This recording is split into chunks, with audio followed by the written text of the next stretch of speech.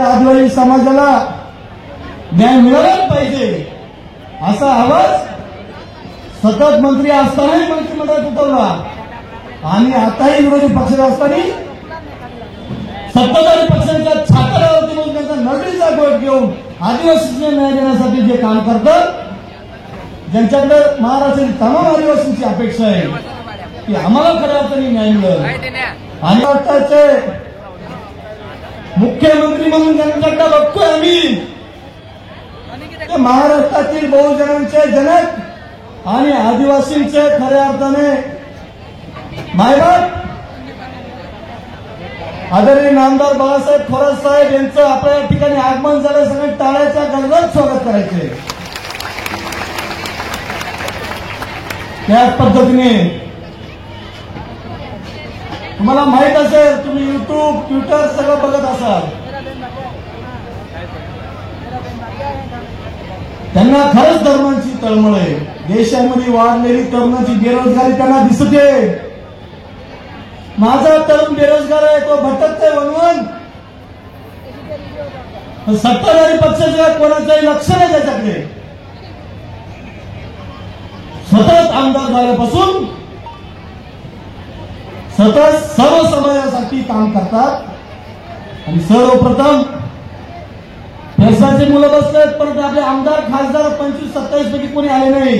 2-4 वर्ष मोजण्यासारखे येऊन गेल्यानंतर पण त्यांना माहित आहे माझा तरुण आदिवासी समाजाचा पदवीधर झालाय, मेडिकल इंजिनियर झालाय, तरी तो घरी बसलाय, वनवन भटकतोय, कंपन्यांमध्ये कामाला शिक्षणाचा अपमान होऊ राहिला आहे.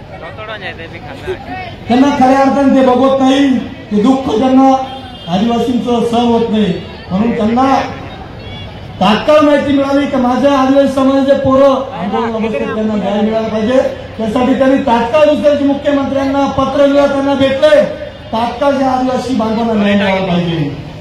ते आमचे महाराष्ट्राचे तरुणांचे प्रेरणास्थान आणि त्यांचं एक वाक्य सतत बोलत असतात,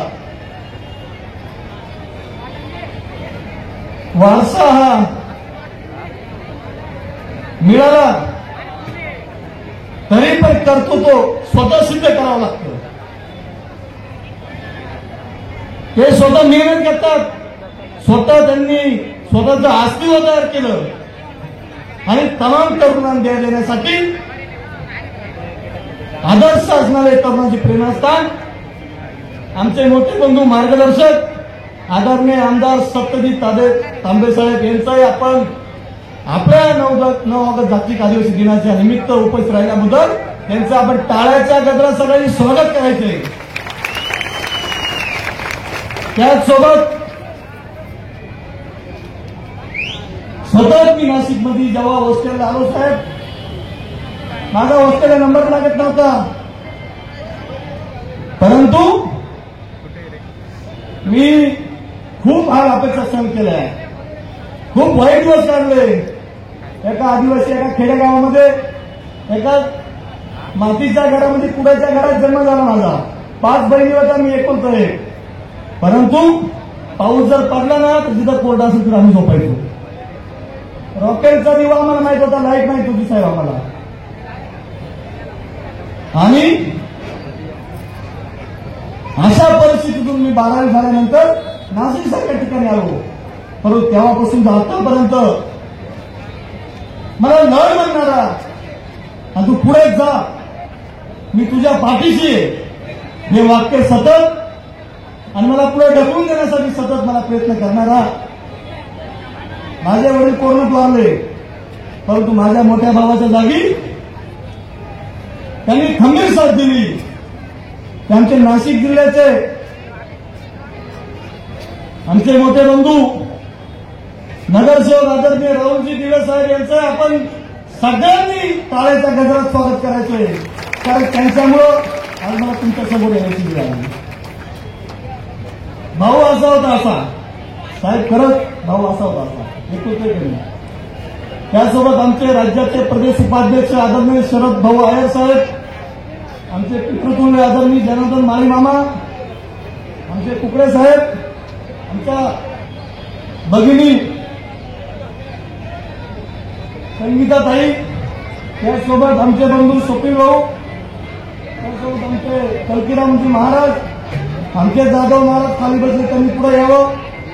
त्यासोबत सगळ्यांचे काही नावं घेत नाही आता, परंतु आदिवासी विकास परिषदेचे सर्व पदाधिकारी, राया ठाकर फाउंडेशनचे सर्व पदाधिकारी, पारधी बाबा वगैरे सगळे आमचे सूत्रसज्ज करणारे गणेश भाऊ गवळी प्रदेशाध्यक्ष, त्याचसोबत घनसारा मित्रमंडळ आणि आलेल्या सर्व संघटनांनी सहभाग घेतला.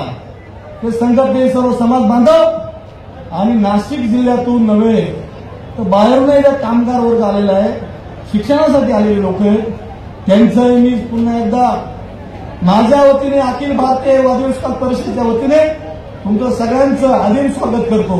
पुन्हा एकदा सगळ्यांना जय आदिवासी. आज आपण बघितलंय 2014 पासून तर आतापर्यंत हे मनुवादी सरकार सत्तेवरती आल्यानंतर आदिवासींचा विकास खुंटला आहे. आदिवासी नावाचा विकासच पळून गेला आहे आणि सतत आदिवासी विरोधात काम सुरू आहे.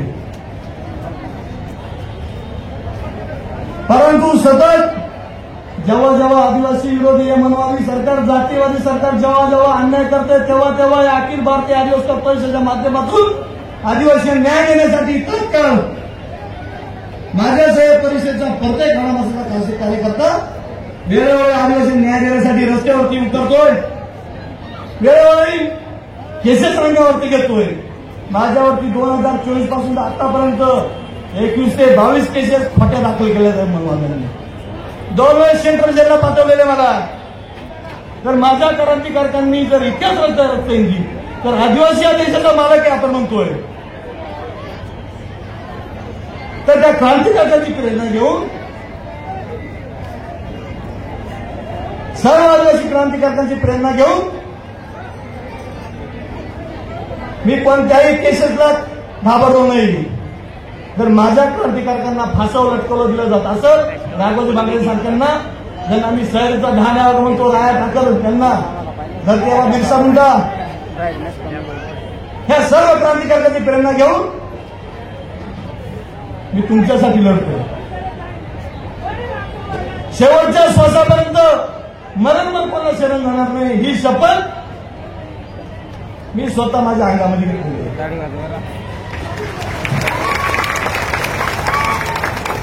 परंतु किती दिवस रस्त्यावरती लढाई लढायची, किती दिवस अन्याय अत्याचार सर करायचा.